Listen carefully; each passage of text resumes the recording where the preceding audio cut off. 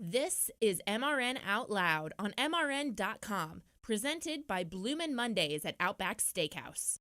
And also brought to you by Hercules Tires. Ride on our strength.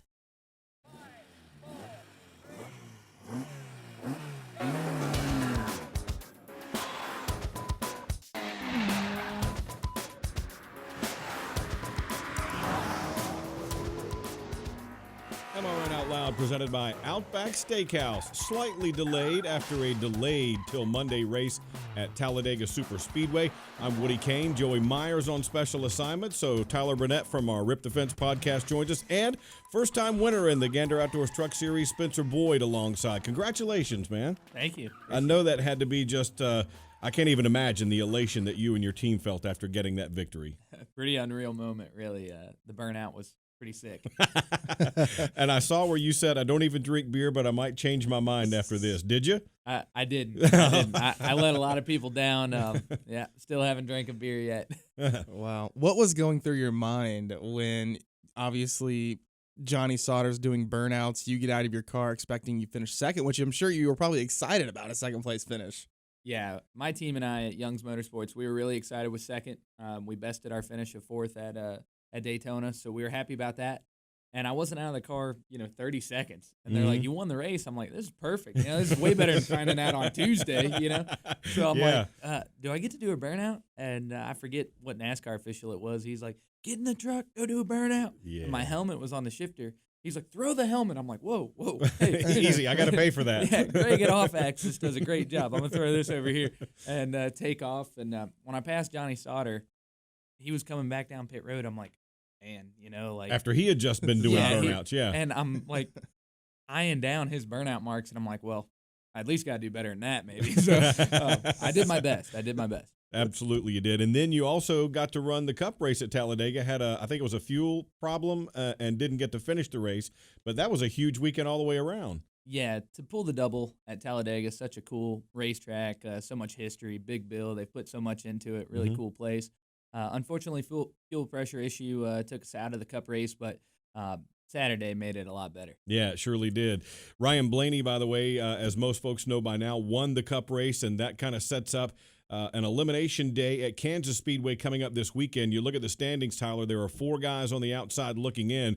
Joey Logano had a huge day in terms of getting stage points, but now he's only 18 to the good, and that's not enough to feel safe. No, and really the format, or I guess the standings changed by inches, because if Ryan Newman would have won the race, this would have looked a whole lot different. It would have been like -4, -7, -8, rather than pretty much you have to win now to make it into the next round if you're in the bottom 4. So this is going to be interesting at Kansas. There are a lot of guys that need to win to move on. Bowman, Elliott, Boyer, and Byron, the guys on the outside looking in. The green there, Kyle Larson and Ryan Blaney, they clinched via wins.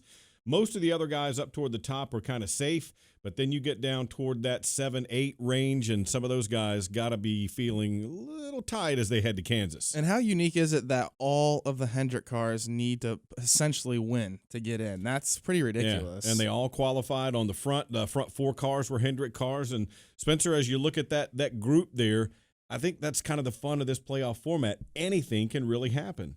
It can. These the playoff races, the cutoffs, there's so much these crew chiefs and drivers have to think about. I know who I wrote down to win the championship.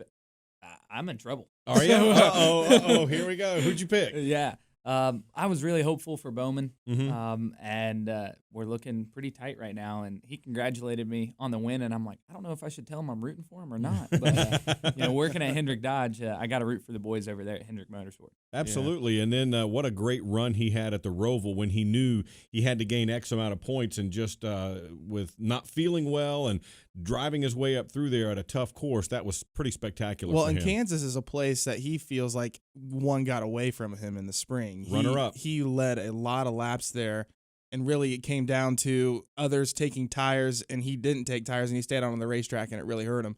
So, I mean, he finished second in the race still, but he feels like that was one that got away. So I feel like Bowman thinks he has the best chance of winning out of those guys, but Chase is good there too. He won there last year. Yeah, Kevin Harvick is really good as well. Before we go any further, let's hear what Ryan Blaney had to say about his victory at Talladega. Yeah, so really the last lap, I saw the 11 and 6 coming on the top down the back. They were tandem together, and I saw them coming, and I wanted to pull up, but they were coming so much faster than us that if I would have pulled up and tried to block them, they just would have split me. You can't block runs like you used to with this package. There's none of that really none of that air bubble anymore that we used to talk about. You just run through the guy's bumper. So, and the runs are a lot larger, especially when you tandem like they did. So I figured my best bet was to try to pull the 11 off of them. And that's kind of what I did. Luckily I was able to get to the 11's quarter panel in 3, pull him off the 6, and then I knew Eric Almirola was going to come push me through to the bottom, and then we both would be clear, and then it's just all about making a move. And hopefully you make the right move at the right time on the front stretch there, and that one just happened to work out. But I knew if I could separate them and stay on the bottom and come out second, we had a shot at Newman. And he did get that victory, 007, the margin of victory there. And it just goes to show you, he's talking about blocking, and you guys saw some of that in the truck race as well. The one that I most remember was Ross Chastain from the lead, and then those runs are just coming awfully fast, aren't they? Yeah, they do. I saw that wreck happen, and we got a little damage on the left side when that happened. Ross is a great speedway racer, and you just have to be careful. Those runs, like you said, they come quick, and next thing you know, coming from the top to the bottom can get pretty sketchy. Yeah, and it was a lot during the truck race. We got to take our first time out here on MRN Out Loud. Spencer Boyd is with us after winning his first truck race, and Tyler Burnett filling in for the specially assigned Joey Meyer. Back with more after this. G'day, America. It's the moment you've all been waiting for. That's right.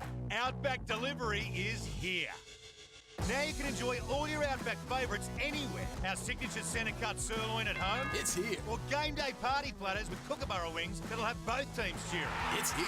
Or steak and lobster for a date night at home. It's here. Head over to Outback.com and place your orders because Outback Delivery is here. Outback Steakhouse. Aussie rules. Delivery availability varies. Delivery charge may apply.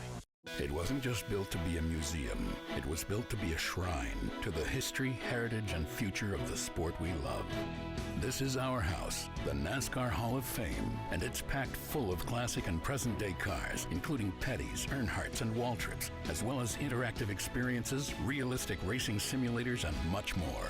Plan a trip to the NASCAR Hall of Fame in Charlotte. Tickets at NASCARHall.com. NASCAR Hall of Fame. This is our sport. This is our house. Before you know it, the 2019 Monster Energy NASCAR Cup champ will be crowned in Miami. Here comes Logano on the high side. Be there to witness Ford Championship Weekend, November 15th through the 17th at Homestead Miami Speedway. And he will win the war in South Florida. 3 days, 3 races, 3 NASCAR champions. Get your tickets now by calling 866-409-7223. That's 866-409-RACE or go to homesteadmiamispeedway.com.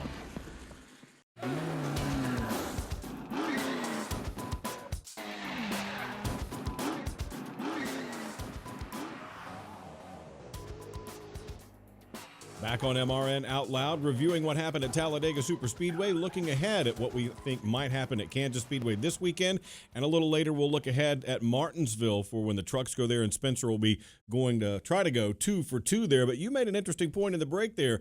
You were the guy who was on pit road with that fuel problem when Ryan Blaney had his issue. Yeah, so we got him the lucky dog. So he had gone a lap down. Yeah. We assisted in that win. Happy for Blaney. I did all I could do for Penske and everyone over there. Yeah. How hard is it getting on pit road there? Because we saw Ryan Blaney spin out coming to pit road. That was on Sunday, which seems like 100 years ago now. Yeah, it does. Green flag pit stops, that's like a driver's worst nightmare at a track like that because your sense of speed, you know you're going fast, but then you have to get down to 60 mile an hour, and you're trying to do it in the shortest distance, and then you don't always take tires at a super speedway, so you don't want to flat spot them. So you're just really communicating with your spotter, and you're ducking out of line to get down to pit road, and it can get away from you really quick. Even the greats have issues. I saw Stenhouse come on pit road on Monday, and he had trouble getting slowed down, had to go wide and almost lock his wheels down to miss Brad Keselowski, wound up being so far out there because he had an early pit box that he just had to blow right on by it. I mean, it just shows you how that difference in speed can be something that will really trip you up, even where there's a ton of room like at Talladega on pit road. Yeah, it can be devastating for your race and the outcome and the finish. It's amazing, like, when we listen to that cut from Ryan Blaney in the last segment, he was dissecting everything he was thinking about on each lap. How do you do that? Like, how do you think about all of that stuff in a matter of, well, the lap is about 50 seconds at Talladega? I mean, you were probably in the same boat thinking about how you wanted to get around Johnny. Ryan Newman is in the same boat. He's trying to think about, well, I guess he said if he would have doored Blaney earlier, he would have potentially won the race. I mean, those are things that those guys are thinking about while, going 200 miles an hour. Yeah, it's insane. You're just you're constantly trying to figure out and predict what you think might happen and how you can put yourself in position to win. It's crazy how after the race you can actually remember every little moment, every detail. And, yeah, it's hard to explain. I don't know what goes on, but I guess that's just part of super speedway racing. And your spotter is giving you so much information. My dad's like, I was listening to the spotter. How do you figure that out? I'm like, I just do what he says. It's Freddie Kraft. I mean, so you gotta trust those guys.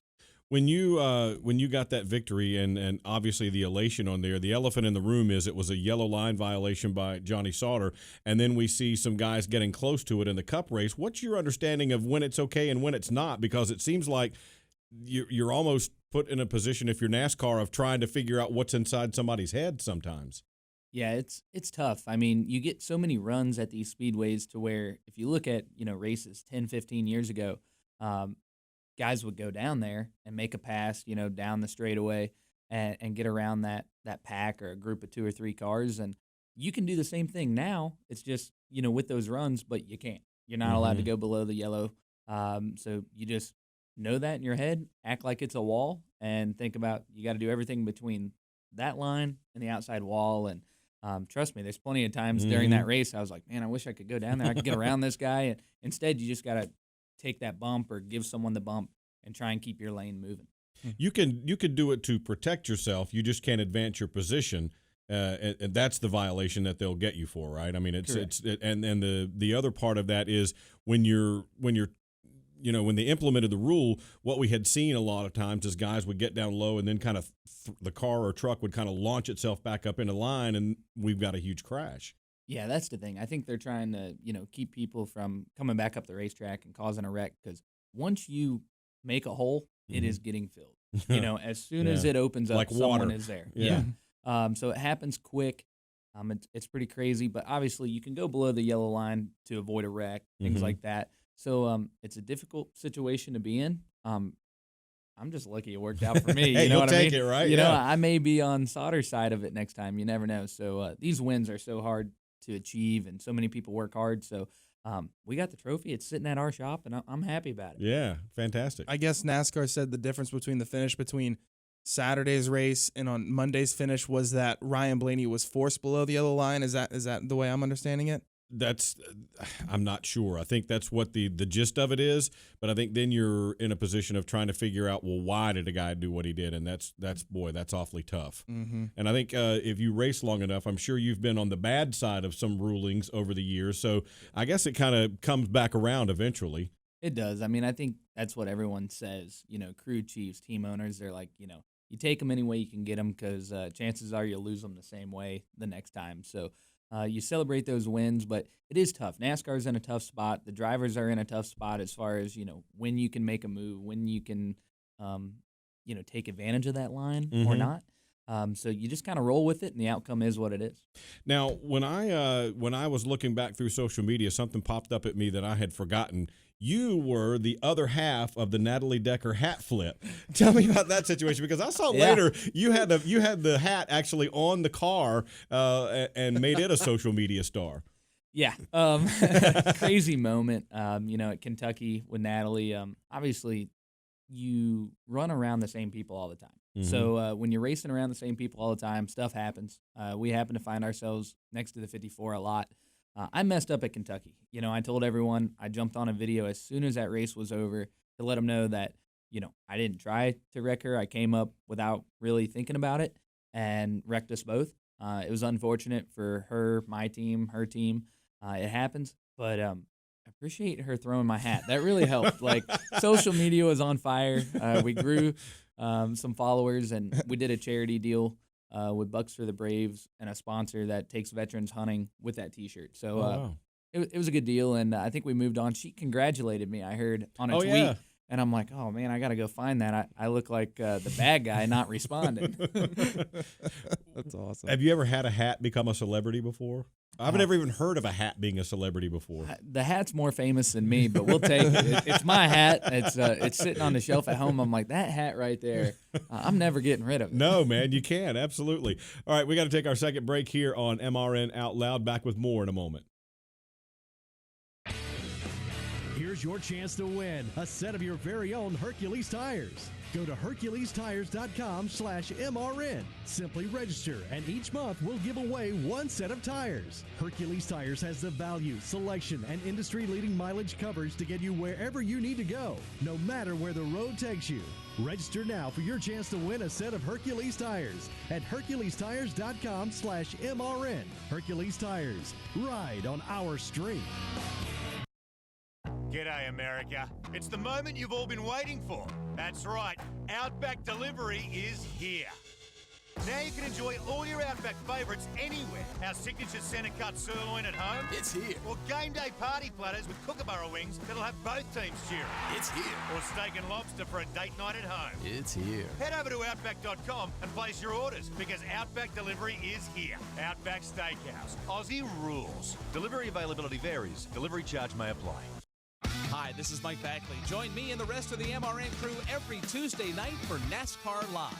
We'll get you up to date with the latest news stories and ready for the upcoming race weekend. That's what it boils down to. You know, anything can happen in between, and we've seen it the last few years, kind of how crazy things can get. Hear exclusive interviews, expert analysis, and much more. Wheel that thing, brother, wheel it! That's why you never give up, guys. Never give up. It's NASCAR Live this Tuesday night at 7 Eastern on the Motor Racing Network.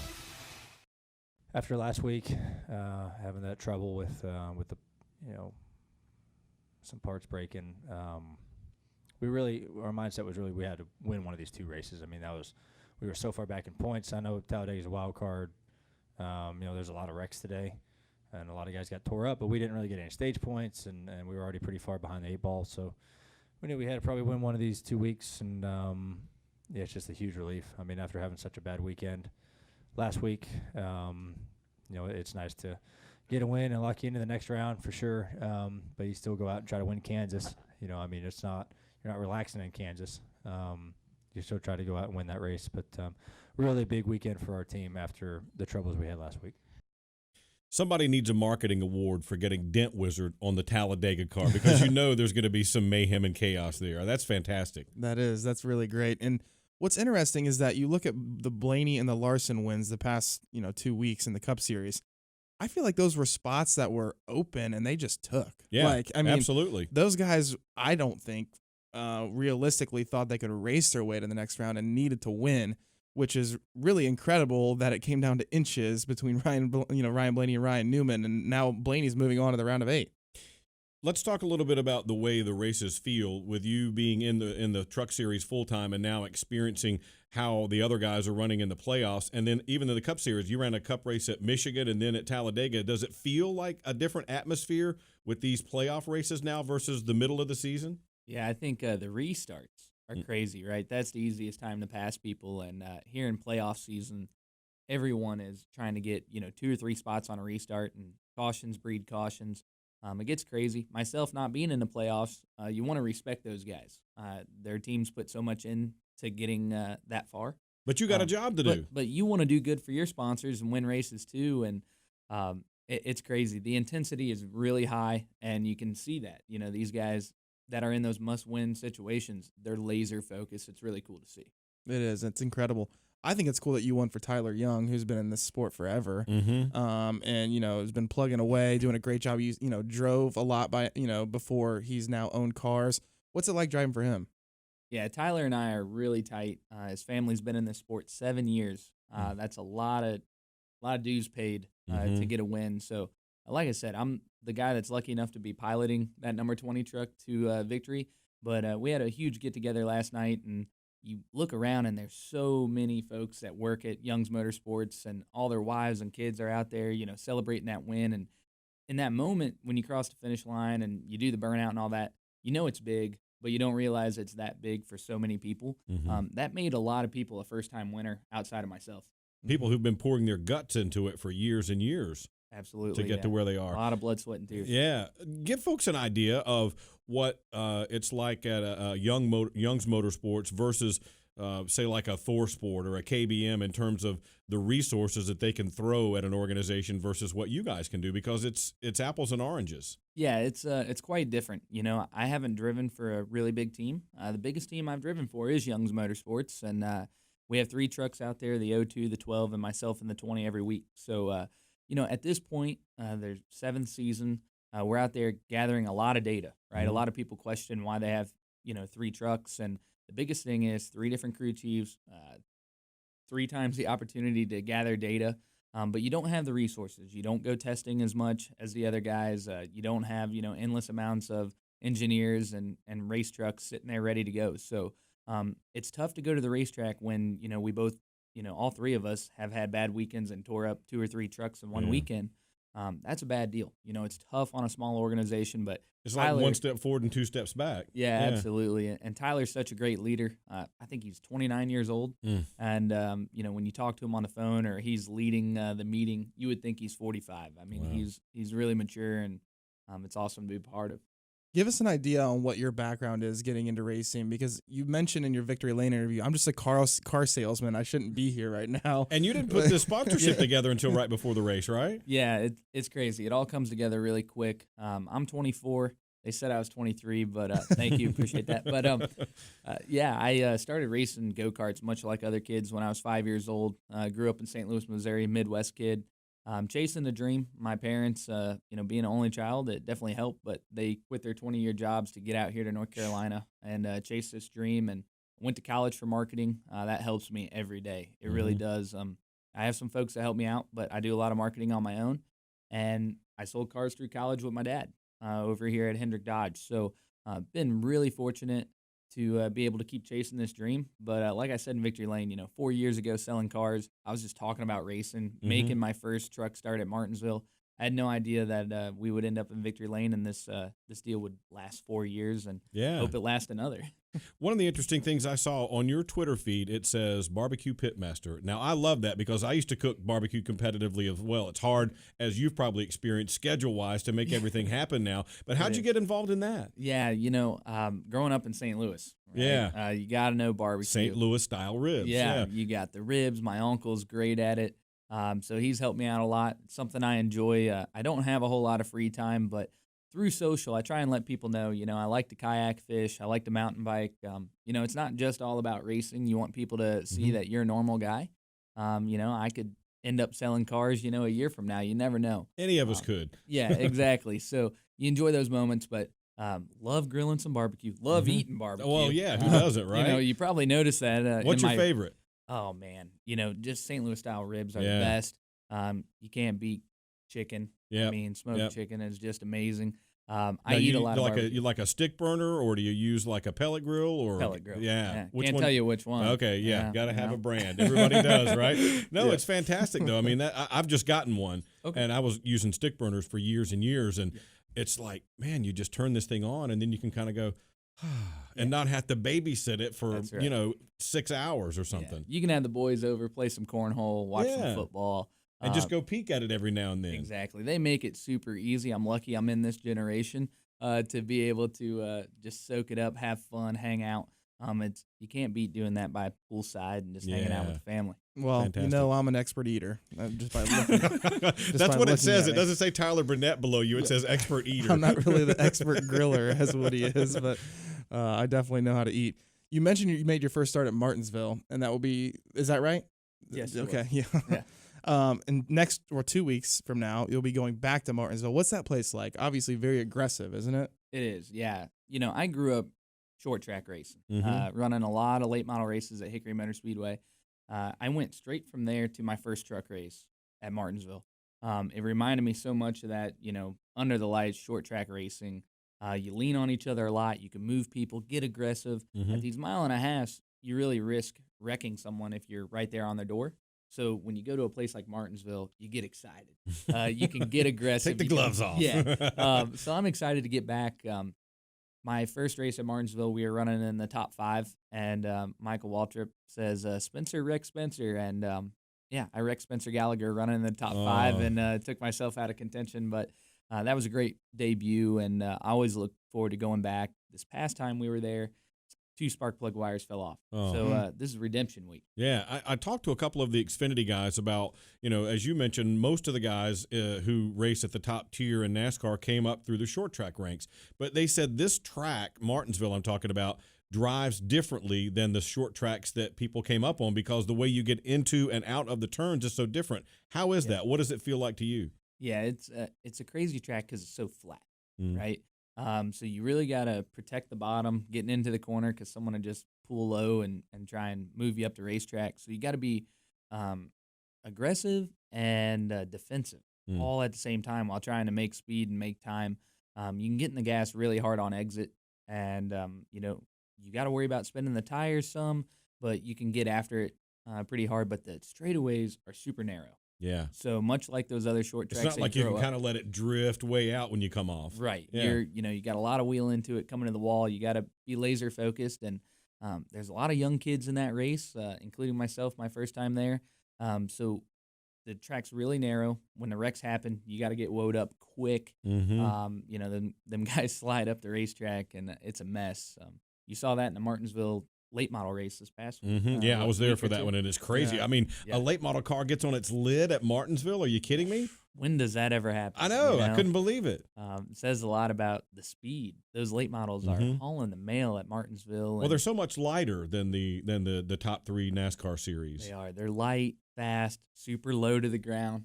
Now you're getting me excited. Like I want to run that race too. As a driver, you want to race everything, anytime. But Martinsville is a special place. That grandfather clock, I got a cool trophy, but everybody wants a grandfather clock. Yeah. Would love it. Well, we look forward to that race at Martinsville at the Truck Series, one of the best races of the year, coming up in 2 weeks. We need to take a break. Before we do that, I'm going to tell you about something Hercules Tires is giving away.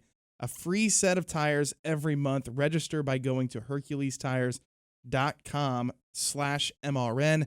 That's where you can get a free set of tires. Look it up and sign up. Who doesn't like free stuff, right? We all do. I need some tires on my truck. Can I sign up for this? No, you're not eligible. We'll be right back after this.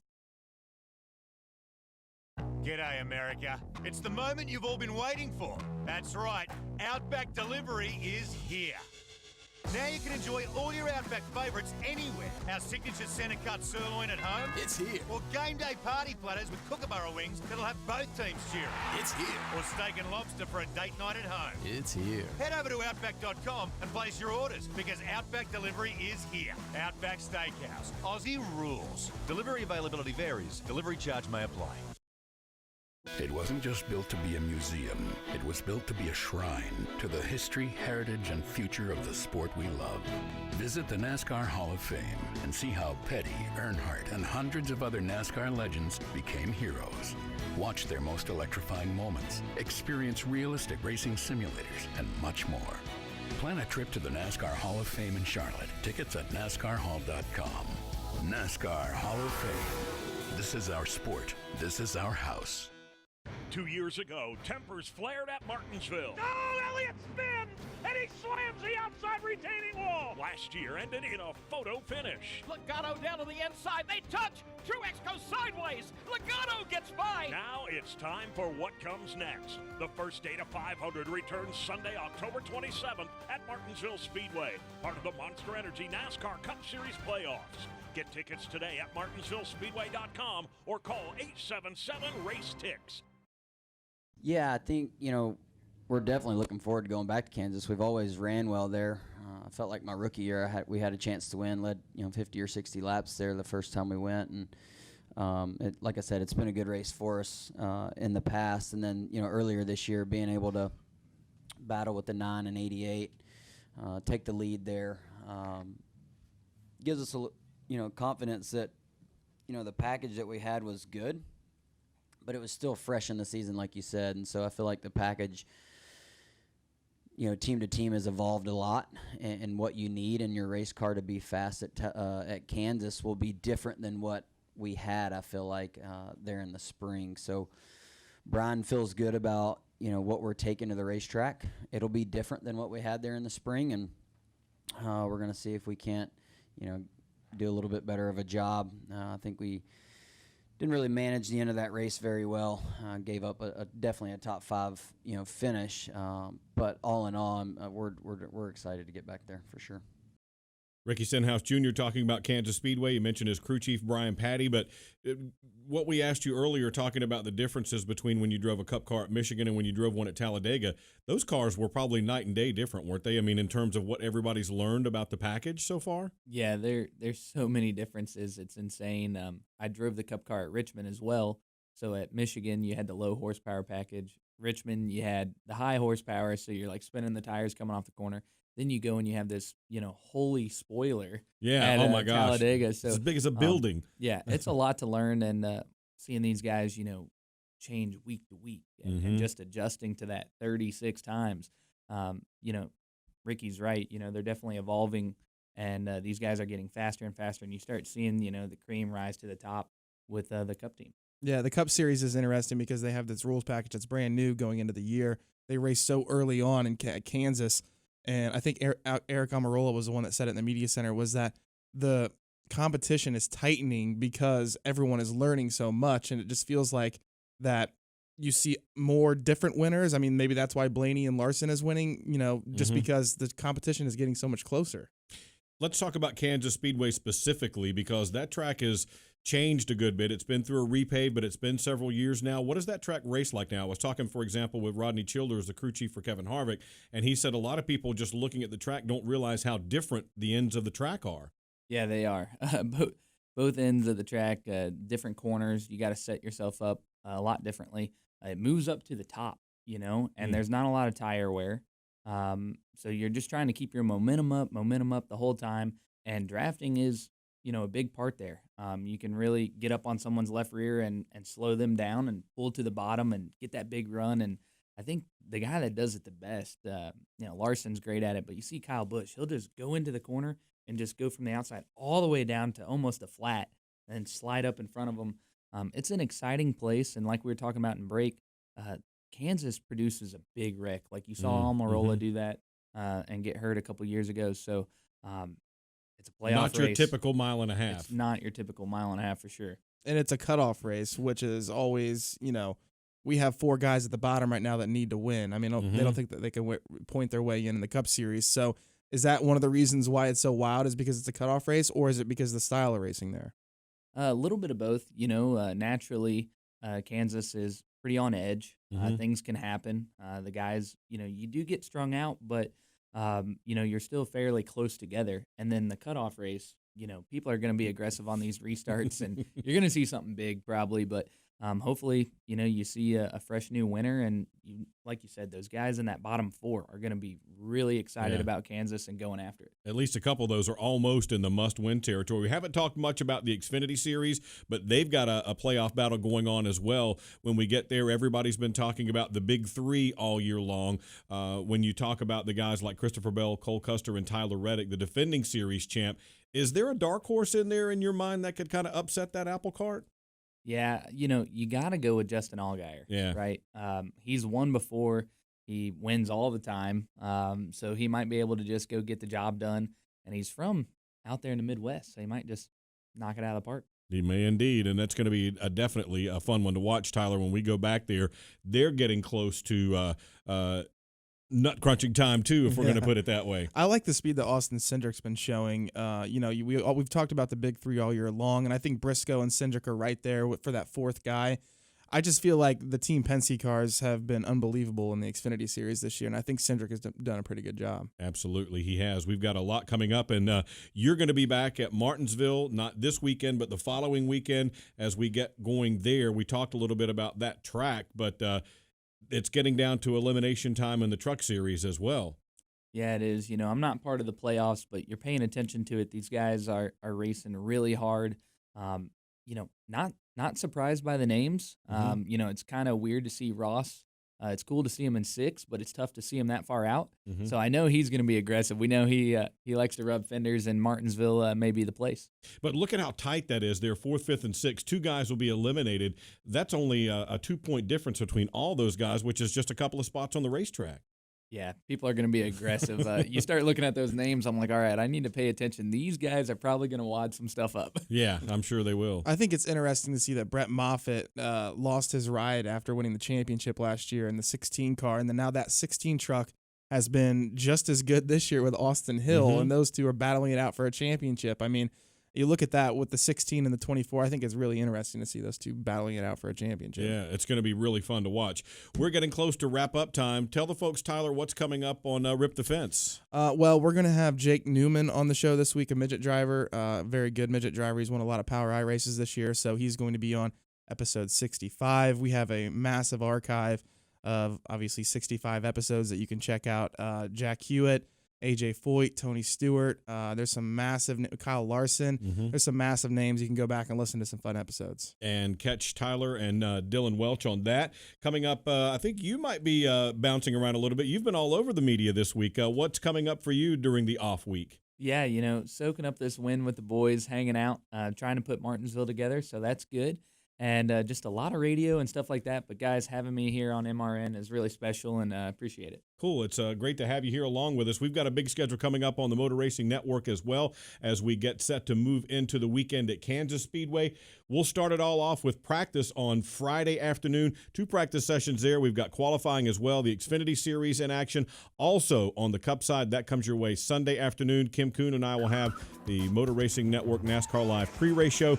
All that is coming up. You can find out more at MRN.com under the program calendar, under the shows tab. That's where all that is listed. We'll have a big schedule there for you as well. Don't forget as well, the MRN 50th anniversary podcast comes up. A new edition drops every Tuesday. Another one of those is out this week. So for Tyler Burnett and Spencer Boyd, I'm Woody Kane. Joey Myers on special assignment. We'll see you right back here next week for another edition of MRN Out Loud.